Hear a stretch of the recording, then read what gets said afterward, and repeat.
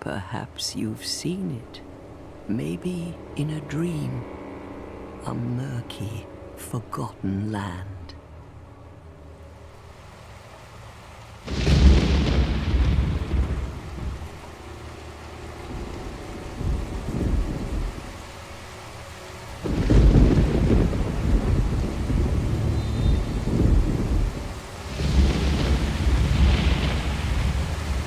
A place where souls may mend your ailing mind.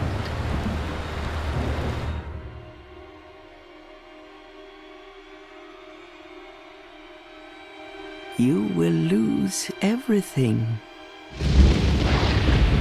Once branded, the symbol of the curse, an augur of darkness. Your past, your future, your very light.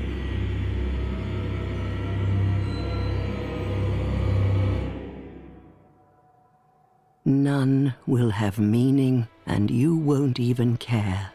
By then, you'll be something other than human. A thing that feeds on souls, a hollow. Novamente, nós retornamos aos pés de um grande herói, só que desta vez com um objetivo bem diferente. A maldição da Marca Negra ainda assola muitas pessoas e, mais uma vez, nos encontramos em um reino muito distante. Bem-vindo a Drangleic. Há muito tempo, um reino governado por Vendrick ao lado de sua esposa e rainha, Nashandra. Vendrick havia construído, com a ajuda de seu irmão, o Império Grandioso, usando 4 almas de seres poderosíssimos, e logo o transformou em uma próspera nação, comandando-a por muitos anos ao lado de Nashandra.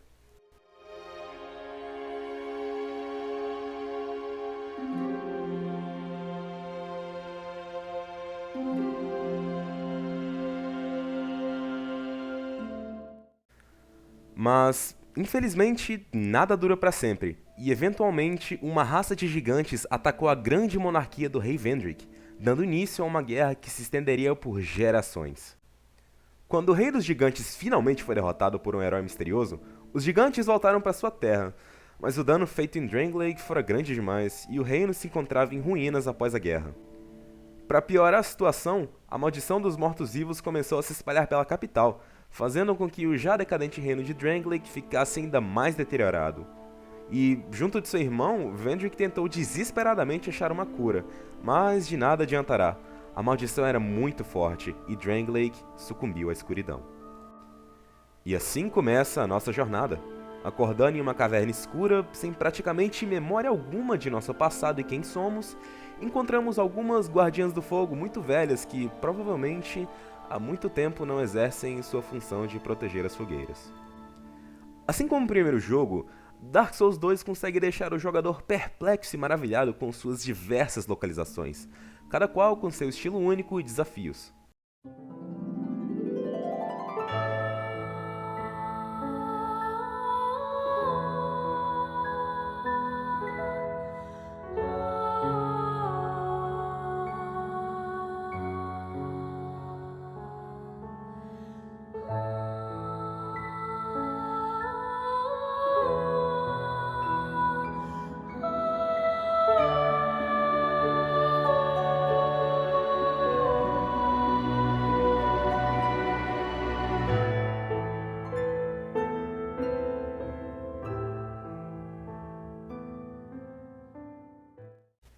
Agora, o nosso lugar de descanso é Majula, um pequeno pedaço de paraíso com uma visão belíssima para o mar e o pôr do sol, que, por conta da natureza estranha de Drangleic, nunca se põe. Desta vez não temos uma guardiã do fogo cuidando da fogueira, e sim apenas uma mulher que se chama Arauta Esmeralda. Ela é bem misteriosa. Ela é quem nos irá guiar ao longo de nosso trajeto por Drangleic. Enquanto em Dark Souls 1 nós subíamos de nível sozinho ao descansar em fogueiras, agora nós vamos precisar da ajuda da Arauto para melhorar nossas habilidades. É bem simples, basta apenas interagir com ela e você poderá gastar suas almas em seus atributos desejados. Outra coisa que também mudou é como funcionam os frascos de Estus, que enquanto no primeiro jogo nós já começávamos com 10 ao descansar na fogueira principal e 5 ao descansar em outra, Dark Souls 2 adotou um método bem conveniente que, além de deixar o jogo mais difícil, desanimou muitos jogadores novos que provavelmente começaram ou por Dark Souls 3 ou por Dark Souls 2. O novo método consiste em, basicamente, achar fragmentos de frascos de Estus e entregá-los a Arauto Esmeralda, o transformando em um frasco de Estus normal. E, com os Estus sendo bem mais escassos, um novo item chamado Joia da Vida foi adicionado, que é, basicamente, um frasco de Estus menos potente. A diferença é que você pode carregar 99 dessas joias, fazendo assim com que esse seja um recurso meio quebrado, e que você possa ficar spamando ele quantas vezes você quiser. Bom, 99 vezes. Com este novo sistema de frascos de Estus, tivemos também uma mudança na maneira de ficar humano. Dark Souls 1 nos introduziu as humanidades, que, quando consumidas, deixavam o jogador com a opção de descansar em uma fogueira e restaurar sua forma humana. Em Dark Souls 2, entretanto, a humanidade foi substituída por algo chamado efígie humana. Agora, o jogador não precisa mais descansar em uma fogueira para restaurar sua forma humana. Ele pode simplesmente usar uma efígie e instantaneamente ficar humano. Parece uma adição ótima, certo? Bom, ela é, mas infelizmente não adianta muito, porque toda vez que você morre, a sua barra de vida diminui permanentemente, e você só pode restaurar usando uma efígie humana. Não parece muito ruim à primeira vista, mas cara, efígies são difíceis de se achar, viu? Pelo menos no início do jogo. Esse é outro fator que afastou muitos jogadores. Outra adição não tão bem-vinda foi a memória de alma. A memória de alma é basicamente o seu segundo nível. Todas as almas que você adquire, seja usando itens ou derrotando inimigos, vão para a sua memória de alma. Quanto mais alta é a memória de alma, mais fortes os inimigos irão se tornar. Isso é até que compreensível e faz muito sentido. Mas o que estraga essa nova mecânica é que ela interfere diretamente com o multijogador. Você tem que ter um nível de memória de alma perto da memória de alma da pessoa que você quer jogar, e isso pode ser um saco. Por exemplo, seu amigo está em uma certa parte do jogo e você quer ajudá-lo. Ao invés de entrar com um personagem nível alto que já está nessa parte do jogo e usar armas fracas ou simplesmente guiá-lo, você terá que ou criar um novo personagem ou usar um que esteja nível baixo, mas que ainda não está nessa parte do jogo, te forçando a ter que trilhar todo o caminho até o seu amigo. Os personagens de Dark Souls 2 são interessantes, mas não tão marcantes quanto os do primeiro jogo. As missões secundárias que podemos cumprir para ajudar estes personagens e ganhar recompensas do final ainda estão aqui, com destaque para a missão da personagem Lucatiel. Sobre o multijogador, ele continua do mesmo jeito.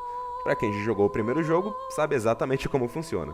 Você coloca uma senha, usa uma pedra de sinal branco no lugar desejado e pronto. Você vai ser invocado para outro mundo como fantasma para ajudar o seu colega.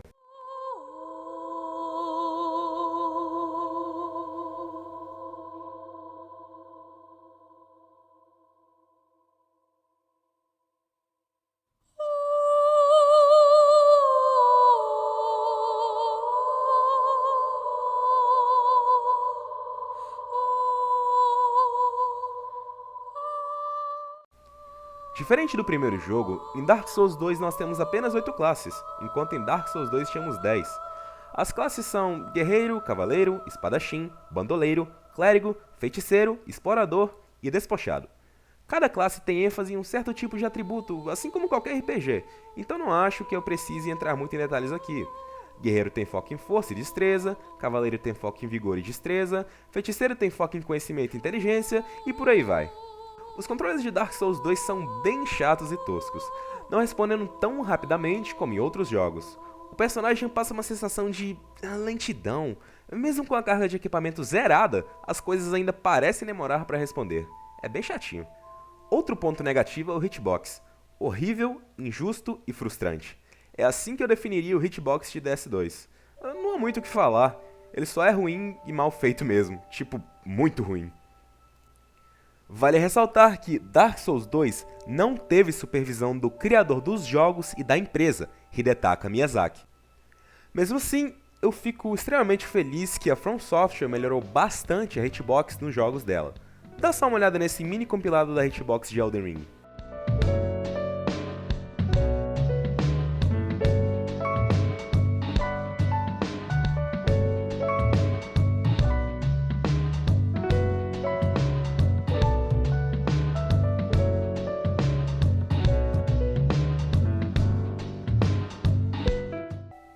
Claramente, eu não poderia deixar de comentar sobre os chefes, que, pra mim, são o coração da saga Souls. E olha, Dark Souls 2 conta com um número assombroso de 42 chefes, e isso incluindo as DLCs. Dark Souls 2 ousa em colocar um número enorme de chefões, mas acaba pecando pois não consegue os administrar direito, fazendo com que a maioria se torne chato e repetitivo. O visual de cada um é muito bonito e detalhado, e a história por trás deles também é bem interessante. Os chefes variam entre cavaleiros gigantes e dragões que cospem gás venenoso, só para vocês terem uma ideia. O arsenal continua bem variado, agora com mais de 170 armas a seu dispor. Lanças, espadas grandes, adagas, arcos, cajados, todos os tipos de armas do jogo anterior ainda estão aqui, com uma adição apenas, as lâminas gêmeas. Mas, onde a mecânica falha, a arte reina. O salto gráfico do primeiro jogo para o segundo não é lá muito impressionante, porém é bem-vindo. Os locais agora são ainda mais diversos e belos em comparação a Dark Souls, alternando entre sarjetas cheias de corpos, ninhos de dragões, reinos esquecidos e bosques mortíferos. Olha, Dark Souls 2 é um jogo falho e cansativo, no entanto eu diria que vale a pena. Se você já jogou o primeiro jogo da trilogia e gostou, tenho certeza que não terá tantas dificuldades apesar dos defeitos. A história é cativante, os cenários encantadores e, mesmo com tantos bugs em sua jogabilidade, ainda é um jogo digno de ser terminado pelo menos uma vez.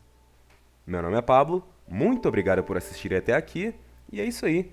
Esse foi um projeto que eu inventei de fazer agora de noite, só para ver se eu conseguia adaptar as minhas análises do Steam em formato de vídeo, e eu gostei bastante de fazer. É bem legal, não ironicamente, e provavelmente quem está assistindo esse vídeo são os meus amigos que eu mandei o vídeo para eles falarem o que acharam, porque eu costumo falar para os meus amigos sobre as análises que eu faço e eles só ficam, nossa, Novo Testamento e tudo mais.